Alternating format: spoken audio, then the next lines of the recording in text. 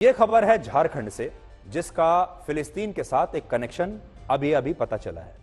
और वो ये है कि वहां झारखंड में रांची में एंटी टेररिज्म स्क्वाड यानी एटीएस की टीम ने आईएसआईएस के 2 आतंकवादियों को गिरफ्तार किया है। तस्वीरें आप देख लीजिए इनकी।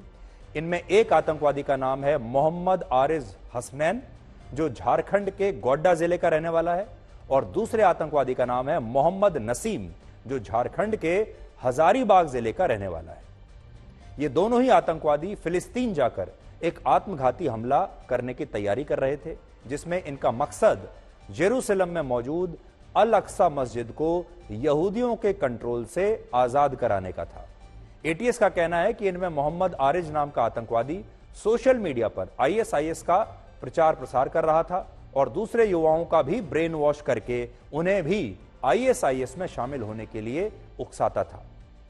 एटीएस ने जब इस आतंकवादी से पूछताछ की तो पता चला कि यह आतंकवादी टेलीग्राम ऐप पर मोहम्मद नसीम नाम के दूसरे आतंकवादी के साथ संपर्क में था, जिसने उसे एक पुस्तक भेजी थी जिसमें आईएसआईएस और जिहाद के बारे में बताया गया था।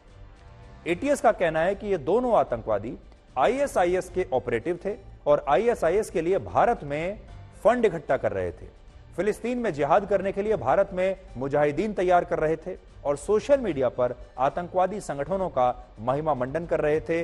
और जो बहुत सारा उनका जो प्रचार की जो सामग्री होती है वो ये खुद भी देखते थे सोशल मीडिया पर और दूसरों को भी दिखाते थे।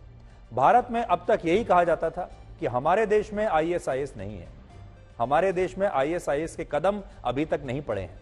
लेकिन एटीएस की इस कार्रवाई से आप समझ सकते हैं कि अब भारत में भी आईएसआईएस के फुटप्रिंट्स पहुंच चुके हैं और ये एक बहुत खतरनाक बात है, क्योंकि आईएसआईएस का जो पूरा नेटवर्क था, अभी तक हम बड़े शान से, बड़े गर्व से बात कहते थे कि हमारे देश में आईएसआईएस का कोई नेटवर्क नहीं है। हमारे देश में जो लोग हैं वो अभी भी आईएसआईएस की जो आइडियोलॉजी है, विचारधारा है, उसे नहीं मानते हैं। लेकिन अब आईएसआईएस के आतंकवादी हमारे अपने देश से भी पकड़े जाने लगे हैं और हमारे देश में ऐसे लोग लगातार मिल रहे हैं, चाहे वो झारखंड में हो, चाहे वो केरल में हो या फिर पहले कश्मीर में हो, जो आईएसआईएस के लिए काम कर रहे हैं।